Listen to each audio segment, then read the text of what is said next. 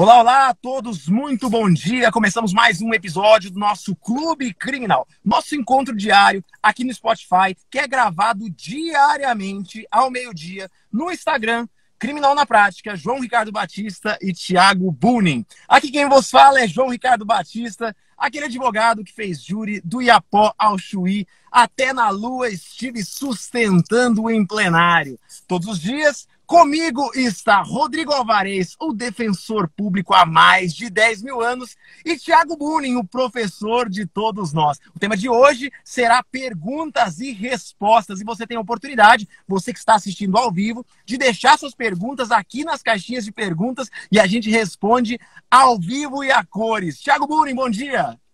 Fala pessoal, é sempre um prazer estar aqui com vocês no Clube Criminal. Olha só, estive esses dias em um evento do Tribunal do Júri lá, promovido por uma amiga nossa, a doutora Graciele, e eu disse nesse evento, e quando disse, vi que todo mundo olhou e reconheceu. Eu falei, meu nome é Thiago Bunin e eu faço parte do movimento criminal na prática. Eu vi que o olho de todo mundo brilhou porque todo mundo conhece esse movimento criminal na prática formado por João Ricardo Batista, Rodrigo Alvarez e por mim, Thiago Bunin. E um dos nossos projetos é esse, o Clube Criminal, nosso podcast gravado ao vivo, diariamente, todo dia ao meio-dia, eu brinco, né? É o único podcast sobre direito penal gravado ao vivo e sem cortes. Você encontra mais de 100 episódios do Clube Criminal, todos gravados lá no Spotify.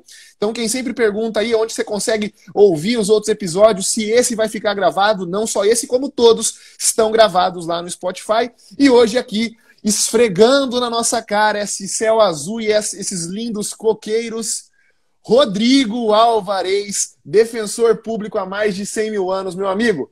Cumprimento pessoal aí, Rodrigo. Fala, João. Tô apertando até o botão errado aqui pra você ver. Fala, João. Fala, Thiago. Eu fala, João. Fala, Ricardo. De tanto que o nome do João combina ali. Bom dia a vocês. Estou aqui num dia chato na minha vida. Olhando para essa paisagem, resolvi participar um pouquinho aqui. Eu não consigo ouvir muito o que vocês falam, porque o barulho do mar está muito alto. Vou pedir para baixar um pouquinho.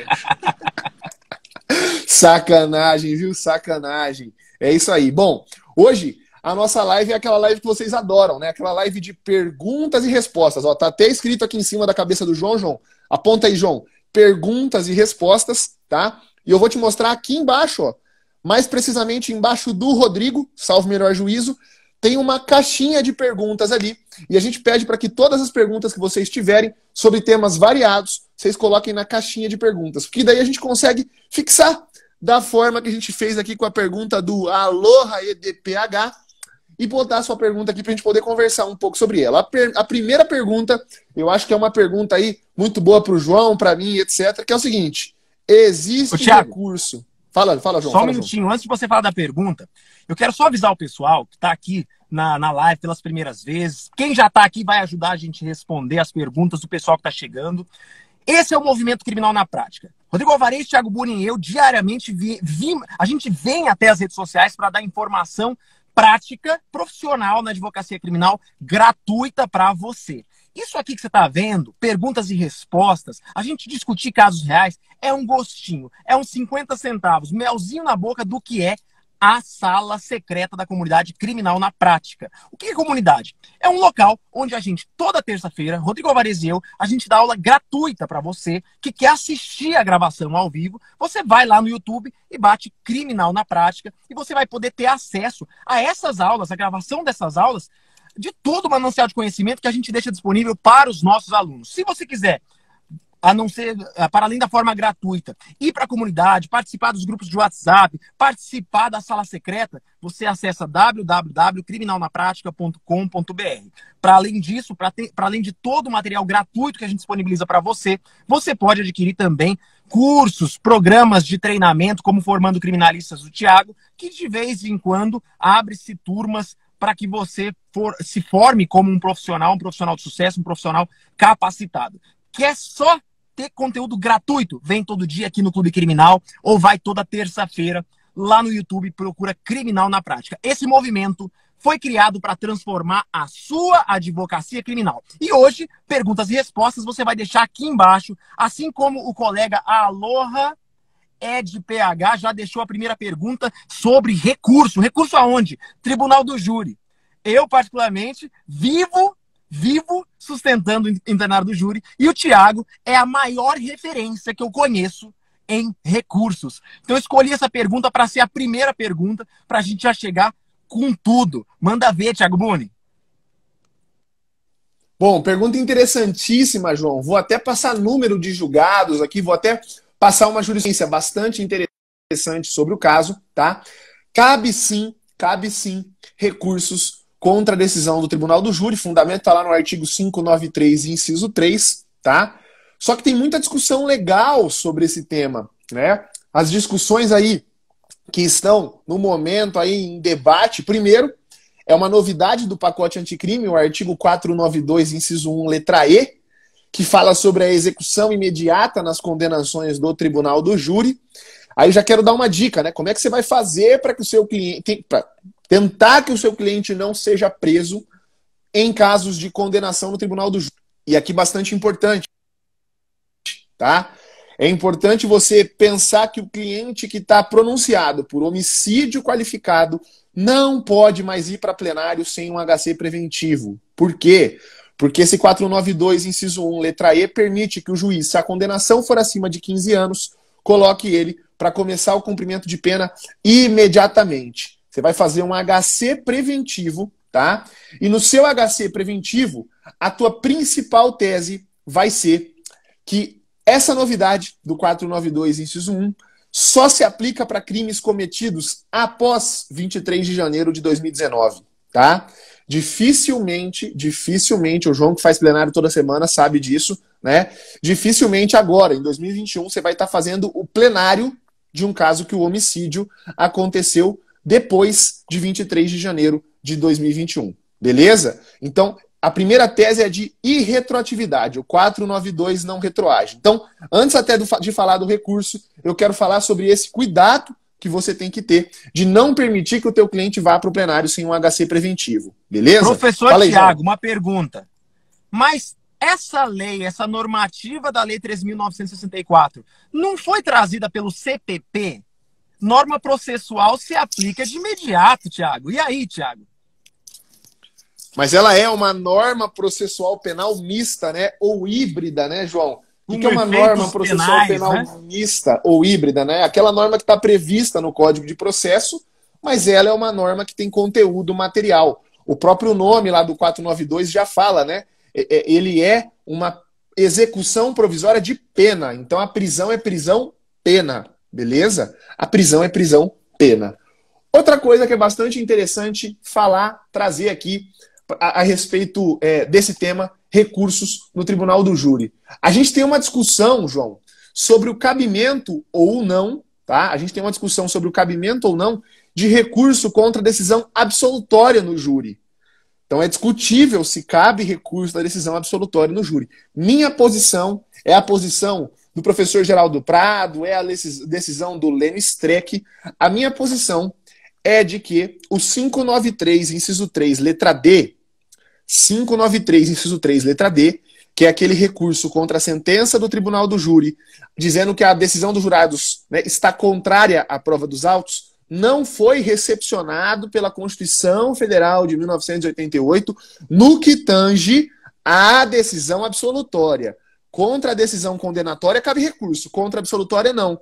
E por que não foi recepcionado da Constituição Federal de 1988? Thiago, me explica rapidamente. Porque na Constituição Federal de 88, o júri está previsto nas garantias fundamentais do indivíduo. Que indivíduo? Do réu. Do réu. Se o júri é a garantia do réu, se a soberania dos vereditos é a garantia do réu, o réu não pode sofrer recurso da decisão absolutória com fundamento no 593, inciso 3, letra D, na sentença absolutória. O MP pode tentar anular o júri. Anular o júri, sim. Mas submeter o sujeito a um novo julgamento alegando que a decisão é contrária à prova dos autos, não. Tá? E isso está sendo discutido, no Supremo Tribunal Federal, no agravo em recurso extraordinário. Vou pedir para alguém colocar aqui nos comentários, alguém que está assistindo aí, no agravo no recurso extraordinário, agravo no recurso extraordinário, 1.225.185 de Minas Gerais. 1.225.185 de Minas Gerais. E tem uma decisão nesse sentido já do Supremo, existe, tá? Precedente, é o RHC 117 076. 117076. RHC 117076 do Paraná. Beleza? Acho que respondi sua pergunta aí, né? Aloha Thiago. EDPH. Fala, Oi, João. Como sempre. Diga. Deixa eu só complementar rapidinho aqui o negócio. Se não der pra ouvir bem, Rodrigo. você avisa aí que eu paro de falar. Tá dando pra ouvir bem, o barulho do mar atrás tá maravilhoso, Rodrigo. Continua. Então, ótimo. Ó, eu já tive caso, e a gente sempre tem que lembrar que a apelação aí do Tribunal do Júri, ela é sempre fundamentada. Que nem o Thiago falou, existem incisos para você fundamentar, e você sempre tem que apontar qual inciso você quer colocar no seu recurso. Então, você vai interpor o recurso, você tem que falar. Certa vez, eu estava no plenário do Tribunal do Júri, e o réu, eu quis apelar na hora, para mostrar para o juiz que ele estava muito errado, porque a pena foi muito alta. Então, eu quis fazer uma apelação a termo. No termo, na sentença, no termo de assentada. E o juiz falou para mim, você não pode fazer apelação a termo. E eu briguei com o juiz e virou uma discussão gigantesca. Eu falei, eu posso. Ele falou, não pode, não pode. Enfim, eu saí do júri, fui para minha sala, fiz e fundamentei. Ele falou, não pode porque tem que ser fundamentado. E eu falei, mas pois eu fundamento agora, não tem problema nenhum. Só colocar aí no termo. Depois que passou a discussão, ele me chamou na sala dele e falou, você estava certo, você pode sim fazer apelação a termo, mesmo no tribunal do júri, não tem problema nenhum. Então, só para deixar isso ligado aí para vocês, tá? A questão da fundamentação e a questão do que você pode fazer no próprio tribunal do júri. Você pode apelar a termo ali, naquele segundo, você já pode interpor a apelação. É interessante fazer isso ou não? Depende. Pode ser que o Ministério Público nem iria recorrer, mas ele também fica irritado ali na hora e coloca a termo junto. Então, às vezes, é melhor esperar. Agora eu vou dar um breve relato, complementozinho aqui, prático para a galera. Galera, recurso, quando a gente fala de sentença no Tribunal do Júri, é algo muito adstrito ao que prevê o artigo 593, inciso 3. Então, para a gente saber o que é um recurso de sentença, a sentença é dada no Tribunal do Júri quando a gente tem o conselho de sentença tomando uma decisão e o juiz acaba lavrando uma sentença baseada naquela decisão dos jurados. Quando você vai lá no artigo 593, você tem as 4 hipóteses excepcionalíssimas do inciso 3. No Tribunal do Júri vive a soberania dos vereditos, é uma situação praticamente imutável, onde a decisão dos jurados não pode ser modificada. Excepcionalmente, se modifica decisões lastreadas nos 4 incisos. Tá? Essas 4 possibilidades, você vai, ao final do júri, apontar para o juiz, ali oralmente, recorra oralmente. Acabou o plenário, já conste no termo de assentada a sua apelação, em qual inciso você está apelando, se é da pena, se é decisão contrária, e já coloca ali, porque muitas vezes pode acontecer de você não apelar naquele momento, oralmente, ali na assentada do termo de audiência, e essa situação, digamos assim, recursal se perder, seja por falta de intimação do réu, seja porque você não foi intimado, ou você saiu do processo e o réu é prejudicado, faça apelação ali. Geralmente, eu coloco nos 4 incisos, né, eu coloco nas 4 alíneas, desculpa, já de cara, justamente porque, se precisar, você só dispensa uma ou outra linha. Recorra. Toda vez que acabou o Tribunal do Júri, você sabe que vai caber recurso, já interpõe um recurso oral lá no termo de assentada, 593, inciso 3, alíneas A, B, C e D. Essa é uma dica muito importante, viu, João? O recurso não pode ir sem todas as alíneas. Ele tem que ir. Ainda que você não vá debater, tá? Ainda que você não vá debater, porque o tribunal pode, de ofício, conceder ali provimento ao seu recurso em algum fundamento que você não colocou ali no teu recurso. Principalmente por ser recurso de defesa, porque o recurso de defesa, o efeito evolutivo é amplo. Então é importantíssimo que você coloque lá 593 e todas as alíneas A, B, C e D, ainda que você só vá sustentar sobre a linha D, sobre a linha A, etc, etc, etc. João, coloca aí a próxima pergunta pra gente. Esse termo de recurso dá pra gente fazer aqui, ó, inúmeros episódios do Clube Criminal, mas a ideia é a gente dar uma celeridade aqui. Vamos falar aqui agora, vamos tentar responder rapidamente várias perguntas, tá? Eu respondo uma, o Rodrigo responde outra, o Thiago responde outra. Vamos lá, agora é a praia do Rodrigo. A vítima não quer mais a medida protetiva. É melhor fazer uma ata notarial? Ó, sempre que você falar de vítima e violência doméstica, precisa ter advogado para a vítima. Porque é o jeito mais fácil que tem de você atuar. Se você está atuando pelo réu, não adianta nada você querer fazer um pedido pela vítima. Porque você, primeiro, que pode cometer um crime que chama tergiversação, que é você atuar pelas duas partes opostas dentro do mesmo processo. Então você tem que tomar muito cuidado com isso. Se a vítima não quer mais a medida protetiva, ela vai fazer um pedido ao juízo que decretou, pedindo a revogação dessa medida protetiva. É o primeiro passo. Ó, eu quero a revogação porque eu não me sinto mais ameaçada, porque aquilo não aconteceu, não importa o motivo. Ela vai pedir a revogação. O juiz não tem como fazer muita coisa. Ele vai falar, ó, tudo bem, o máximo que ele pode fazer é marcar uma audiência para conversar com a mulher para entender se ela está sendo ameaçada ou não, para pedir aquela retirada da medida protetiva. Mas de resto, ela tem que revogar a medida protetiva. E a partir daí, o advogado de defesa pode começar a atuar. Por exemplo, ele está preso, porque ele descumpriu essa medida protetiva. A vítima pediu a revogação, depois disso é muito mais fácil conseguir a liberdade do réu, mostrando que, opa, peraí, se ela não se sente mais ameaçada, não tem mais por que ele ficar preso. Então tá tudo muito interligado ali. O jeito mais fácil de revogar a medida protetiva não é um pedido do réu, é um pedido da própria vítima.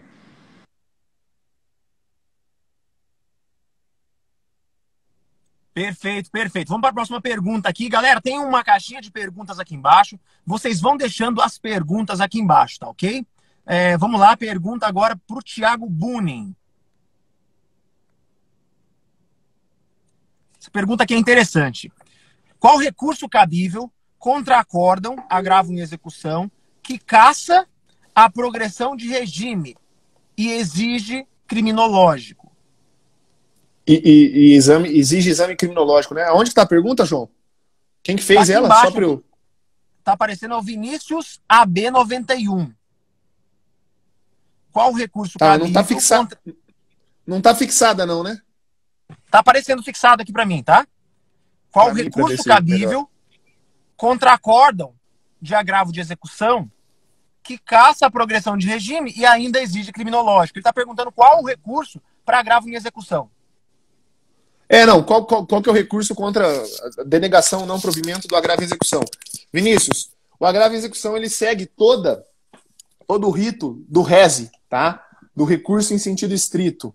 É isso que diz a súmula, agora pode ser que eu me pegue, mas salvo o melhor juízo, súmula 705 do Supremo. Vou até colocar aqui, salvo o melhor juízo, é a súmula 705 do Supremo, que diz que ele segue ali, a interpretação que a gente faz, não é a súmula 705, já vejo aqui qual que é o número da súmula até o final da resposta, mas é uma súmula do Supremo que diz que segue todo o procedimento do rese. O que dá para você fazer depois de um agravo em execução? Bom, se segue todo o procedimento do rese, a primeira coisa é, se você tem alguma divergência, se algum dos desembargadores votou favorável a você, embargos infringentes, tá? Se você não teve nenhum voto favorável, você só tem agora aqueles recursos de natureza extraordinária, recurso especial para o STJ e recurso extraordinário para o Supremo, beleza?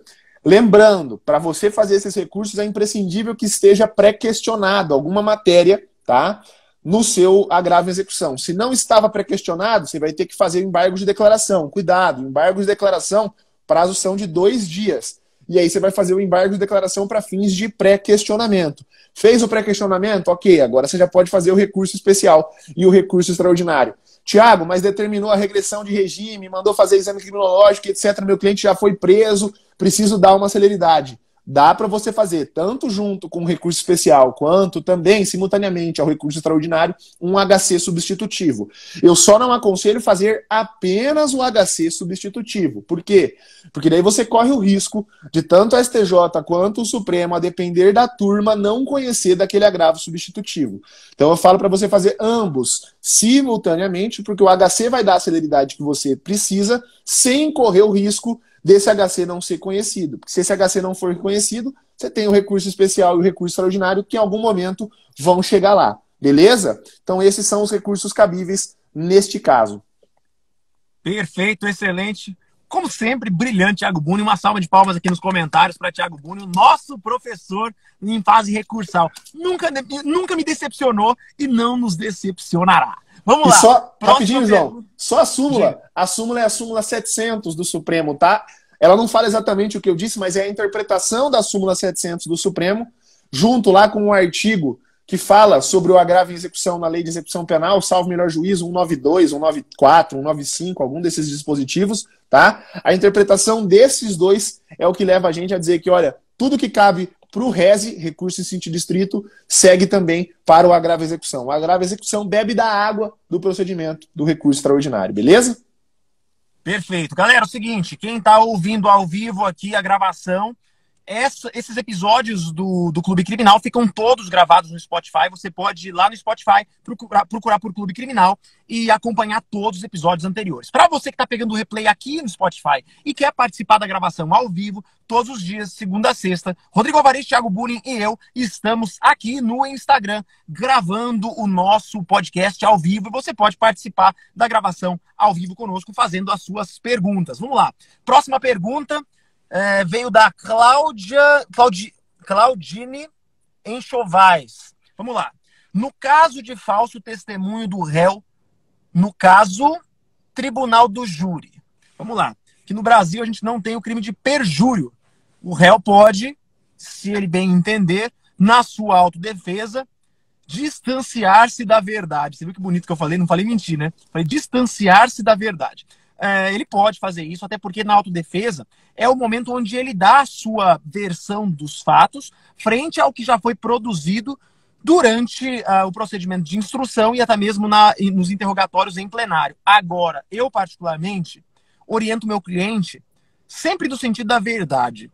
No júri, a gente sabe que elementos extraprocessuais, eles acabam por influir muito nos jurados. E a mentira, ela é uma das piores hipóteses descredibilizantes do réu no plenário do júri. Às vezes o seu cliente, ele realmente não deve ser punido por crime doloso contra a vida. Às vezes deve ser desclassificado, uma lesão corporal, e aí pelo fato dele mentir, dele faltar com a verdade, dele buscar uma absolvição dessa lesão corporal, né, que ele realmente cometeu, ele mente, ele acaba sendo condenado por tentativa de homicídio. Então, no final das contas, eu digo, conhecereis a verdade vos libertará. Pessoal, orientem sempre o seu cliente a falar a verdade. Por quê? A mentira deslavada, ela acaba por descredibilizar muito o acusado. Está perguntando se enseja multa. Não. Ele está no exercício, ele pode, na sua autodefesa, silenciar, ele pode falar segundo a verdade, falar distorcido da verdade, ele pode mesclar. Na autodefesa, para além de uma defesa, ela é um meio de prova, mas o acusado ele não é punido criminalmente ou civilmente por exercer da maneira que ele bem entender essa autodefesa. Então aí a minha sugestão é sempre orientar o cliente a falar a verdade. Caso ele tenha dificuldades em falar a verdade, o silêncio pode ser uma ótima opção. Alguma complementação, Thiago? Não, é isso aí, João. Estou procurando aqui nos comentários alguma pergunta. Vamos lá que eu vou para mais uma pergunta aqui. Só um minutinho, pessoal.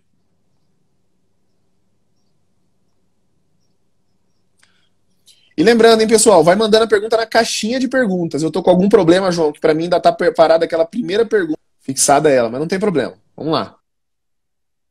Posso fazer, olha só, Thiago, já respondendo aqui. Thiago, rapidinho. Oi. Para você fixar essa pergunta, pega a tela do... Já fiz, pega abaixo aqui, levanta aquela... Já fiz, não rolou. Thiago, ó, João, a mesma pessoa que fez a pergunta, ela complementou a pergunta aqui, tá? Eu achei tô interessante vendo. A complementação dela. Posso fazer, é recomendável Apareceu? Sustentação oral no rese contra a sentença de pronúncia? Ô, Marilene, interessante a sua pergunta, tá? Via de regra, recurso em sentido estrito admite sim sustentação oral, tá? Eu não conheço o regimento interno de todos os tribunais do país, obviamente, mas os que conheço, na maioria dos tribunais do país, admite sim sustentação oral, tá? Para você saber isso, você vai no site do tribunal, procura o regimento interno. Eu sempre digo, quando estou falando de atuações em tribunal, o advogado que quer atuar em tribunal tem que conhecer o regimento interno. Como que eu faço, Thiago? Vou lá no site do tribunal, procuro em legislação ou normas, baixo o regimento interno, abre e faz como todo mundo faz para pesquisar um documento digital hoje, né? Ctrl F ou Ctrl L e busca pela palavra sustentação. Vai ter algum artigo no regimento interno que fala sobre a sustentação oral e lá ele vai estar falando todos os recursos que admitem ou todos os recursos que não admitem a sustentação oral. Beleza? É importante fazer. Aqui no escritório eu faço sustentação oral praticamente em todos os casos que vão para o tribunal. Beleza? Vamos lá, Thiago. Próxima pergunta para você sobre fiança, tá? Pergunta interessante aqui, ó. É possível que o flagranteado seja liberado com fiança e depois tem a prisão preventiva decretada? Seja liberado com fiança e depois tem a prisão preventiva decretada. Gente, o artigo 282, parágrafo 5º do CPT, fala o seguinte: Ele diz basicamente que a medida cautelar ela pode ser decretada a qualquer momento. Pode ser revogada, pode ser decretada, pode ser revogada. A gente chama, né, que na prisão preventiva, a gente diz que nas medidas cautelares vige o princípio do estado das coisas. Aquele brocardo latim muito usado no direito civil, né? Rebus sic stantibus, né? Segundo o estado das coisas, se nesse momento tem necessidade para uma medida cautelar, eu decreto. Depois posso revogar? Posso. E posso decretar novamente? Posso. A medida cautelar, entre as medidas cautelares do 319, a gente esquece, mas entre as medidas cautelares do 319 está lá a fiança, salvo engano, inciso 4, 5, 6 ou 7, não me lembro, tá? Mas está lá em algum dos incisos do artigo 319 a fiança. A fiança é uma das medidas cautelares, tá?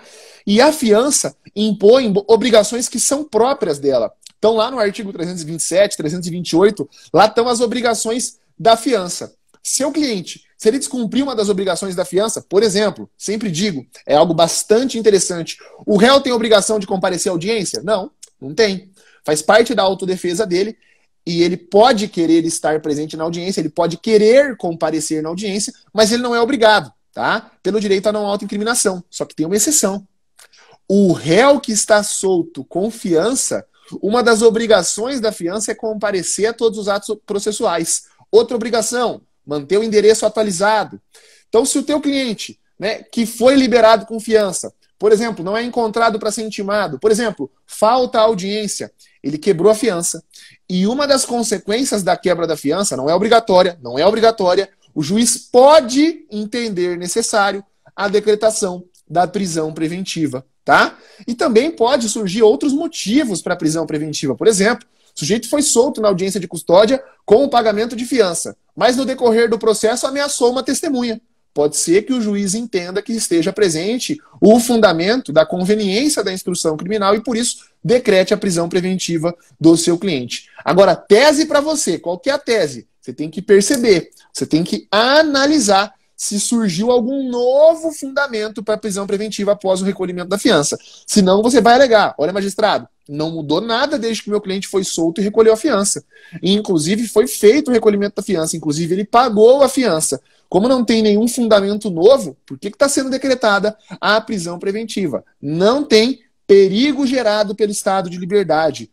Novo fundamento imprescindível para qualquer prisão preventiva depois do pacote anticrime. Gente, perguntas na caixinha de pergunta. Coloca lá na caixinha de pergunta, beleza? Na caixinha de pergunta. Então, se depois da fiança não teve nada de novo, não tem perigo gerado pelo estado de liberdade. Beleza? Vai lá, João. Perfeito, perfeito. Quero pedir o pessoal a fazer as perguntas aqui na caixinha de perguntas, porque são muitos comentários e a gente não consegue acompanhar todos os comentários. E aqui embaixo na caixinha, a gente consegue fixar a sua pergunta, seu nome. É sempre bem mais intuitivo. Obrigado, Luciano, pela presença. Luciano é o nosso estagiário aqui do Criminal na Prática, é o responsável pelas jurisprudências na pesquisa, né? Ele é o cara da jurisprudência. Obrigado pela presença. Vamos lá. Próxima pergunta. João, o que fazer quando o réu quer negativa de autoria no tribunal do júri e existem grandes chances de conseguir o privilegiado? Galera, a primeira coisa que eu posso dizer para você. O júri acontece por causa do réu, é um direito do réu para o réu, tá? A gente ali no tribunal do júri discute um fato que o réu cometeu e a medida da sua culpabilidade. Então é importantíssimo você entender que você é tribuno, você é advogado, você é um servo da verdade do réu. Agora, quantas e quantas vezes o acusado, o seu cliente, ele está imaginando uma situação fática que não condiz com a situação processual. E processualmente é impossível aquele resultado imaginado pelo cliente. Quando você, advogado, ultrapassando as pretensões do cliente, você busca a sua satisfação da sua tese que você está apaixonado, pode acontecer duas coisas. Primeira coisa, você ter êxito e o seu cliente, a contragosto inicialmente, ficar muito satisfeito, ou o contrário. Você não ouviu o seu cliente, chega no final do tribunal do júri, a sua tese não é acolhida e você tem uma pessoa extremamente insatisfeita com o seu trabalho e bem como você ter olvidado as palavras do seu cliente. Como que eu faço na prática? Eu sento para o meu cliente e falo assim, esses são os caminhos. Você me propõe o caminho da negativa de autoria. A negativa de autoria ela é muito mais arriscada, mas os benefícios são muito maiores. Agora a gente tem um outro caminho. Um caminho que está mais alinhado com o processo. Um caminho que diz que você atuou, praticou o crime, agiu, mas de uma maneira privilegiada. Explico as consequências do acolhimento do privilégio. Lembrando que privilégio, para mim, é a mesma coisa que absolvição. Homicídio privilegiado, para mim, ele é quase uma absolvição. Os resultados são fantásticos, afasta a hediondez, reduz a pena do indivíduo, de plano e ofício afasta-se as qualificadoras de ordem subjetiva, ou seja, depois você estuda um pouquinho mais sobre isso. Eu, particularmente, apresento para o cliente os dois caminhos, oriento ele, falo, a minha opinião processual, jurídica, técnica, está aqui nesse caminho e você escolhe qual o seu destino. Seja senhor das suas escolhas, seja responsável pelas decisões que você tomou. E aí o cliente, ele sente o peso da responsabilidade de não querer jogar um peso de um fato que não foi você, advogado, que cometeu, nas suas costas. E eu nunca tive um cliente satisfeito nessa situação quando ele escolhe a tese. Qual que é o seu papel, advogado? Explica a ele, oriente o seu cliente. A partir do momento que ele está orientado, você abrir os olhos do seu cliente, quando eu digo abrir os olhos processuais, tá? Abrir os olhos do seu cliente, eu acredito que o seu cliente vai tomar a opinião que você apresentou para ele. Até porque se ele te constituiu como advogado, é porque ele confia tecnicamente em você. Agora, se ele bater na tecla e falar assim, eu quero a negativa de autoria, aí você tem duas escolhas. Há situações onde eu falo, olha, eu não consigo sustentar a negativa de autoria no seu caso, porque a negativa de autoria, para mim, não combina, eu não vou conseguir, não vou ser o profissional ideal para sustentar algo que eu não acredito aqui no seu caso. Aí você sai do processo. Ou, se você vê que cabe, que há elementos processuais que deem lastro para uma negativa de autoria, você vai na tese que o seu cliente decidiu. O que eu acho que você tem que fazer é o seguinte, entender que a primeira sustentação no júri acontece antes do plenário. É com o seu cliente, seja no momento da contratação, seja no momento da escolha da tese, depois da instrução do processo. Luciano, dê os seus 50 centavos aí. Não, meus 25 centavos aqui, é rapidinho. Porque eu atuei justamente num caso parecido recentemente, sei que era um caso de defensoria pública, um pouco diferente da advocacia privada, mas o réu sustentava e afirmava assim, com toda certeza que ele não participou, que ele não estava no local dos fatos. E aí a gente mostrou, né, que processualmente falando, tinham vários indícios. E aí a gente fez uma separação bem legal, assim, durante a sustentação, que foi o seguinte, ó, essa é a autodefesa. No interrogatório ele negou a participação no crime, e ele falou assim, ó, o acusado ele tem direito à sua autodefesa, mas a defesa técnica acredita que é conveniente ir por outros caminhos, sabe? Então, meio que jogou um pouco dessa responsabilidade, dividiu com o conselho de sentença. É importante também sempre trazer a versão do acusado ali, eu acho legal isso, dar voz para a pessoa que está sendo ali a todo momento apanhando, né? Então, a gente seguiu por esse caminho. No final das contas, foi reconhecido um privilégio, ele saiu super satisfeito, mas a gente mostrou que realmente, processualmente falando, a negativa de autoria era inviável, sabe? Então, às vezes rola assim, em acordo com o cliente, com o assistido ali, na entrevista a gente acordou aquilo, na hora a gente falou assim, olha, essa é a versão dele, tem esses caminhos para essa tese, mas a defesa técnica postula exatamente outra coisa. Então, dividimos a responsabilidade também, talvez seja uma saída. Perfeito. O que o Luciano está falando é que não há obrigatoriedade de estarem alinhadas ou similares, andando no mesmo caminho, a tese do acusado e a defesa técnica, tá? A defesa técnica pode divergir do acusado, lembrando que sempre em defesa dele e não de uma maneira que o condene. Vamos para a próxima pergunta. Obrigado, Luciano, pela complementação. Vamos lá. Uriel Costa pergunta para o Thiago Buni. Cabe relaxamento da prisão em razão do excesso de prazo da denúncia quando o réu está foragido? Pergunta legal, hein? Cabe relaxamento da prisão em razão do excesso de prazo da denúncia quando o réu está foragido. Pelo que eu entendi, parece que o réu está foragido, a denúncia não chega nunca, não, tá lá tudo prontinho, já foi remetido ao Ministério Público e o Ministério Público não faz a denúncia, não oferece a denúncia. É isso que eu entendi. É exatamente isso. Ô João, olha só, a gente estava com um caso muito parecido com esse aqui no escritório, tá? E aí a gente estava pesquisando jurisprudência sobre o tema, tá? E eu localizei uma das poucas jurisprudências, porque é semi-impossível revogar a prisão de réu foragido, tá? Não que nunca tenha acontecido, já aconteceu aqui no escritório, tá? E já verifiquei precedentes nesse sentido, mas a gente está com um caso muito parecido com esse no escritório, etc. E a gente estava procurando jurisprudência nesse sentido, tá? E os casos que eu encontrei foram justamente por conta do excesso de prazo, tá? Tô até procurando uma aqui que era específica de prisão temporária. Tinha dado o excesso de prazo da prisão temporária. Tinha passado o prazo da prisão temporária, o sujeito estava foragido e ainda assim conseguiu, tá? Vou ler só o cabeçalho da ementa, ó, habeas corpus, operação Nepsis, contrabando, organização criminosa, prisão temporária, revogação pelo encerramento do inquérito, ação penal instaurada, ordem concedida. E o sujeito estava foragido nesse caso aqui. Então é bastante importante esse precedente porque o sujeito estava foragido. Vou até passar o número, tá? É o HC 5026, HC 5026 504, 5026 504, tracinho 35, tracinho 35, de 2020, tá? TRF da terceira região. Então, é bem interessante porque é bastante difícil a gente conseguir revogação da prisão do réu foragido. Dá para enxergar aí, João? Tá dando para enxergar um númerozinho? Tá dando? Tá dando? Não, Se não, fizer tá dando, bastante... Não, mas já falei o número é esse aqui. Vou aumentar ele aí pra caramba, vamos lá. Para ajudar o colega aí. O pessoal tá nos comentários aqui embaixo. Enquanto isso, o Luciano vai pesquisando a jurisprudência dessa pergunta aqui embaixo, tá? É 5026, não, 5026 504 traço 35, 5026 504 traço 35. Ah, já colocaram lá, ó, de 2020, né?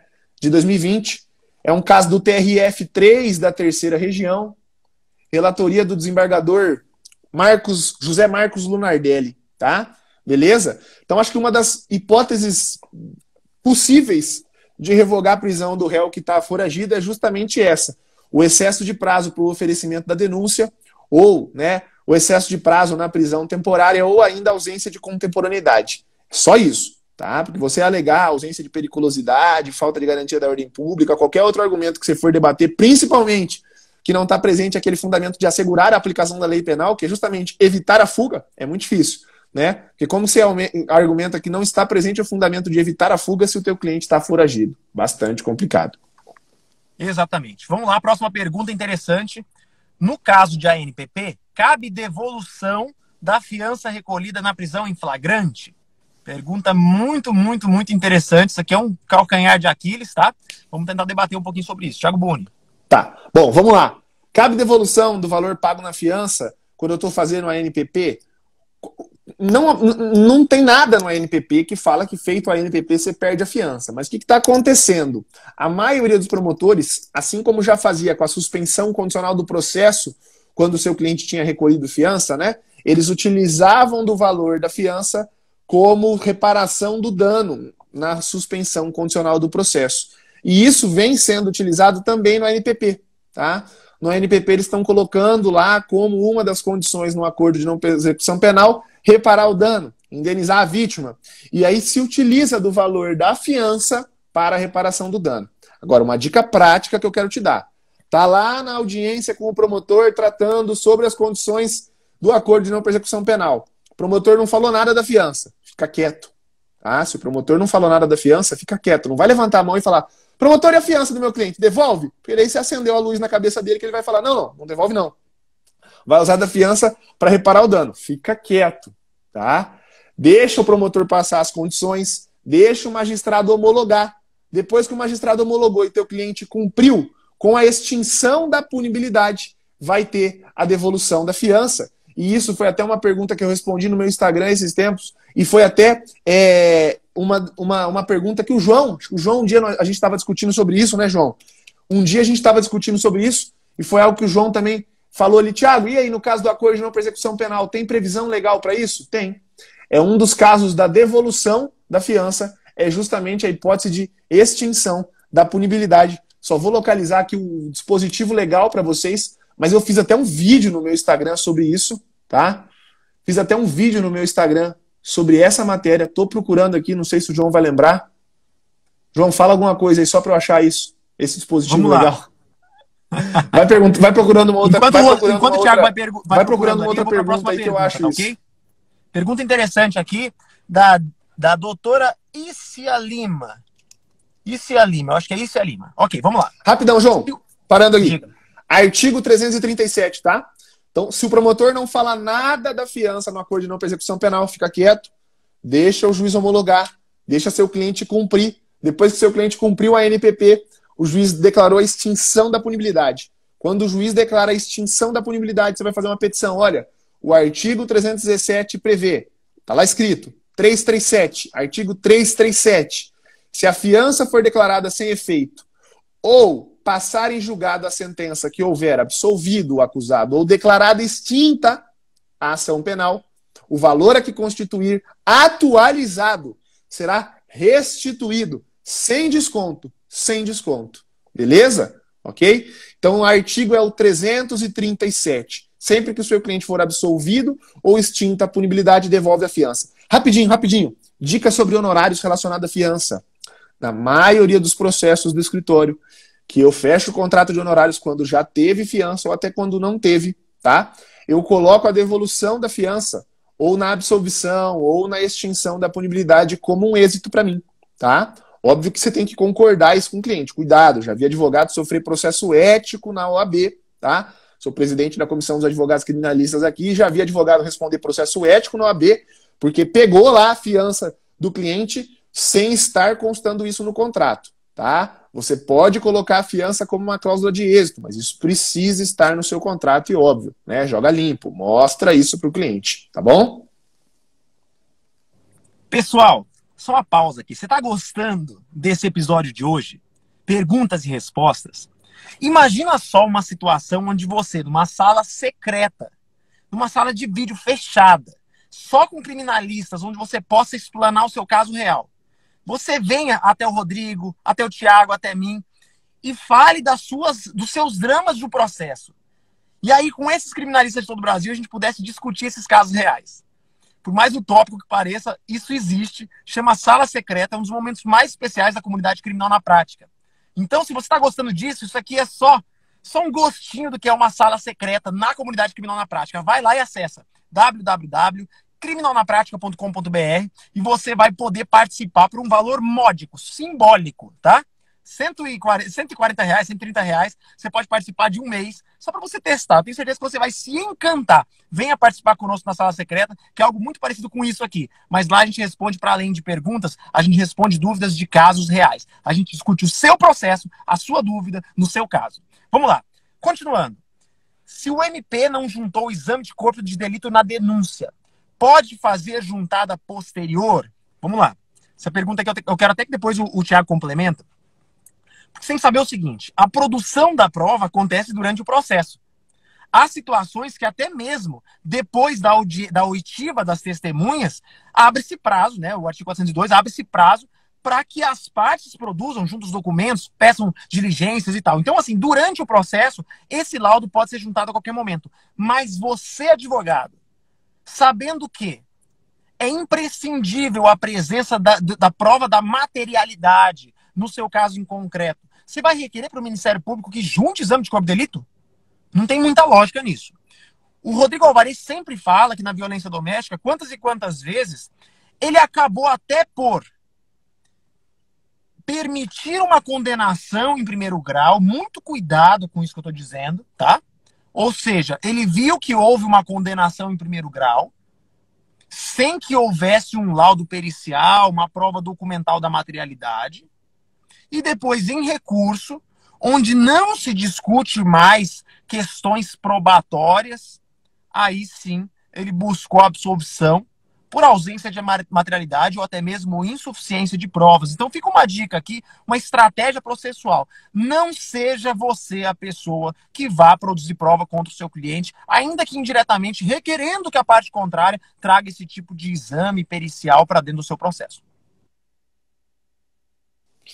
João, concordo em gênero, número e grau com você, tá?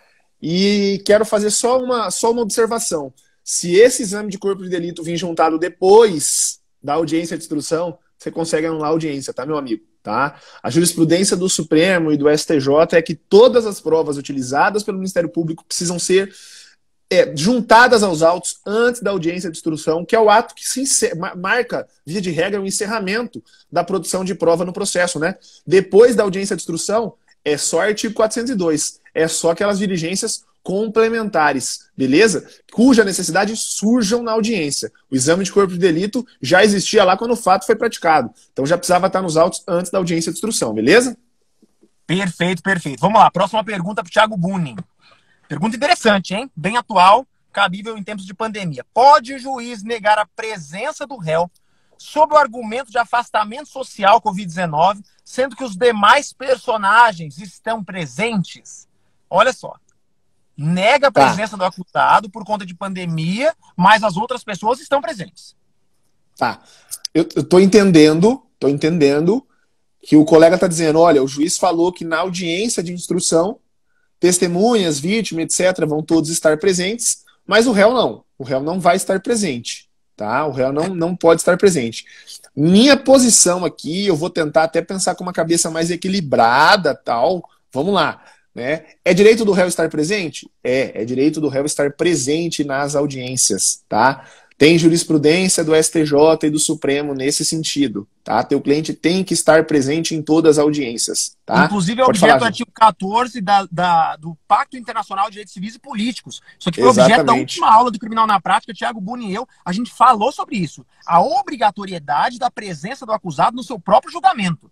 Né? Isso aqui, exatamente. Você pode, inclusive, recorrer para que se anule anula o ato. Essa instrução de julgamento ela é inválida porque o acusado precisa estar presente na sua produção de provas para que ele possa se defender.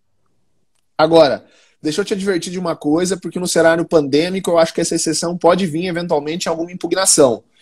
Se o juiz falou que só ia estar presente no local do ato quem estaria prestando o depoimento, mas que ele ia dar um link para o seu cliente poder assistir, né, e participar ao vivo, inclusive podendo fazer as intervenções, estando acompanhado do advogado, onde ele estivesse, etc., tá? Eu acho que o tribunal vai acabar dizendo que não tem prejuízo.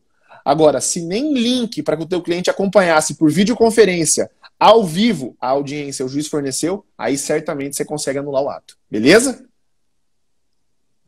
Perfeito, perfeito. Galera, no final das contas, eu acho que o mais importante é você, advogado, apontar o prejuízo da nulidade. Muitas vezes o advogado ele só se resume a apresentar a nulidade. A ausência do acusado da nulidade, sim. Mas há situações onde o tribunal entende que não houve qualquer prejuízo. Então, nesse caso, lembre-se sempre, é o cerceamento da autodefesa. O indivíduo não teve condição de ver que todas as testemunhas disseram. Poxa, falou, tá causando constrangimento, temor para a vítima. Não vai poder ser feito na frente da presença do acusado. Verifique outras maneiras de você apresentar esse depoimento para que ele ouça. Não é só estar presente. A presença dele serve para que ele ouça o depoimento e consiga formular a sua autodefesa. No final das contas, lembre-se, cerceamento de defesa não é só para defesa técnica. Pode acontecer também para a defesa pessoal. E você, advogado, vai ser esse que vai estar sempre atento, seja para apresentar alternativas subsidiárias para o juiz, para que ele tenha acesso aos elementos de prova e consiga se defender, bem como você, advogado, em caso de nulidade, em caso de uma obstação daqueles atos que você está procurando realizar, você vai recorrer daquilo, vai constar em ata, vai ser um advogado combativo, um advogado tecnicamente ativo, né? Não vai ser figurativo nem simbólico numa audiência de instrução de julgamento ou qualquer que seja o ato que você esteja inserido. Vamos lá, próxima pergunta. Restituição de bens. Pergunta interessante, ó. Contra veículo apreendido por mais de 60 dias, cabe mandado de segurança ou seria interessante entrar com pedido de restituição? Tem inclusive jurisprudência, tá, do STJ não admitindo mandado de segurança nesses casos. Tá? Não admitindo quando? Principalmente não admitindo quando o advogado fez o pedido de restituição e contra o indeferimento do pedido de restituição fez mandado de segurança. Porque contra o indeferimento do pedido de restituição tem recurso próprio, né? A apelação do artigo 593, inciso 2, tá? Então, não cabe mandado de segurança contra a apreensão de bens. Cuidado. Semana passada dava aula na graduação, né, para os meus alunos, e o meu aluno da graduação ele é feliz porque além dele ter a parte processual, dogmática, ele tem a parte prática também. E eu fazia uma advertência para eles que muita gente erra, porque faz pedido de restituição de bem que foi sequestrado. Pedido de restituição é para bem que foi apreendido com finalidade probatória. É o bem que foi apreendido em busca e apreensão, ou em alguma abordagem ou em que houve busca pessoal. Tá? restituição é para bem apreendido. Você vai fundamentar lá no artigo 117, 118, 119, 120 do CPP, dizendo que aquele bem não importa mais ao processo. A prova que ele precisava ser produzida ali já foi colhida, etc. É para essa finalidade o pedido de restituição. Agora, se foi objeto de sequestro, muito comum, né, em crimes de tráfico de droga, contrabando e descaminho, crimes de colarinho branco, lavagem de dinheiro e crimes contra a administração pública, cuidado, porque aí inclusive tem prazo, tá? Você vai entrar com embargos contra esse sequestro no juiz de primeira instância, pode ser embargos de terceiro ou embargos do próprio proprietário do bem, tá? E aí, a partir da decisão do magistrado, aí você vai subir com recurso para o tribunal, ok? Perfeito. João, perfeito. falta 2 minutinhos, pessoal, hein? 2 minutinhos. Lembrando, pessoal, que tem uma situação ainda excepcional para restituição de bens, que é quando o bem ele é de propriedade de terceiro de boa-fé. E quantas vezes nos vem algum documento que comprova, um título que comprove propriedade de um terceiro que nada a ver tem com essa situação. Digamos, né, qualquer outra pessoa que não seja o acusado. Você, advogado, pode pleitear a restituição para esse terceiro de boa-fé. Aí a gente verifica exatamente se a titularidade do pedido realmente compensa ser sua, tá? Se realmente você tem que ser a pessoa a pedir essa restituição de terceiro, e aí a advocacia colaborativa fala mais que qualquer coisa, tá ok? Vamos lá. Próxima pergunta. João, vítima de tentativa de homicídio se retrata de ter apontado o meu cliente como autor. Isso acontece muito, tá? Você está em plenário, a vítima que lá na delegacia, em sede policial, ou até mesmo na instrução, indicou o seu cliente como autor dos fatos, vem em juízo ou de alguma maneira retrata daquele inicial apontamento do seu cliente. Quando isso acontece, o que eu te indico é não ficar batendo só nessa mudança de paradigma, só nessa mudança de entendimento ou de manifestação da vítima. Tente mostrar os motivos pelos quais ela mudou. Quantas e quantas vezes a gente tem pessoas ameaçadas em sede policial, seja por quem for, tá? Ameaçadas e mudam a sua versão, a sua suposta versão inicial. Quantas e quantas vezes a gente tem pessoas que estão tentando proteger terceiros e acabam indicando pessoas que não cometeram delito. Então, o mais importante de tudo quando a gente fala de tribunal do júri e de mudança de depoimentos é você mostrar os motivos pelos quais se deram essa mudança. Quando você mostra para o jurado que essa mudança de motivo ela é justificável, ela é compreensível, você ganha a credibilidade daquele novo depoimento que tira o seu cliente da cena dos fatos, né? Alguma pontuação aí nos últimos minutos, Thiago? João, eu só quero dizer pro pessoal que sempre essas nossas lives do Clube Criminal de perguntas e respostas são as melhores. A gente adora. É muito satisfatório receber nossos convidados especiais, mas é muito bom aqui prestar esse auxílio a vocês, colegas, nossos advogados, e discutir com vocês temas que sejam caros, que sejam importantes, podendo auxiliar, podendo debater sobre eventuais dúvidas, né? Eu vou até falar com o Rodrigo Alvarez e com o João para ver se a gente deixa fixo um dia da semana, pelo menos, para perguntas e respostas, para que vocês possam vir aqui debater com a gente. Quero agradecer você que ficou aqui durante toda essa 1 hora com a gente, tá? Dizer que é sempre especial e que esse episódio, como todos os demais, estão salvos lá no Spotify. E assim eu já me despeço. Valeu, João. Passo a palavra para você aí. Um grande abraço, pessoal. Galera, muito obrigado pela presença. Vocês sabem que quem manda aqui são vocês. E eu quero ver nos comentários aqui a galera que concorda com essa ideia do Thiago, para a gente colocar um dia da semana fixo para perguntas e respostas, para você mandar a batata quente na nossa mão aqui e a gente tentar desembolar esse problema seu, tá ok? Sempre é um grande prazer estar com vocês aqui diariamente. Galera participando em peso, muitos comentários, muitas perguntas aqui. A gente não conseguiu responder todas as perguntas. Então faça o seguinte, você que quer acompanhar os episódios anteriores, vá lá no Clube Criminal, busque por Clube, vai lá no Spotify, busque por Clube Criminal e você vai participar, vai ouvir todos os episódios anteriores. Para você que quer participar das aulas ao vivo do Criminal na Prática, nas terças-feiras, às 19h45, você vai no YouTube, procura Criminal na Prática e nós estaremos lá com uma aula de extrema qualidade para você de forma gratuita. Nessa terça-feira em especial, a gente vai mudar a aula para sexta-feira. Então, nessa sexta-feira, você vai lá no YouTube e busca Criminal na Prática. E nós estaremos lá. Thiago Bunin, Rodrigo Alvarez e eu falando sobre audiência de instrução e julgamento. Obrigado, galera, pela presença. Nos vemos aonde? Amanhã aqui com o professor Uchoa para a gente falar sobre violência doméstica. Vai ser um encontro especialíssimo e você não pode perder. Amanhã, ao meio-dia, no Clube Criminal.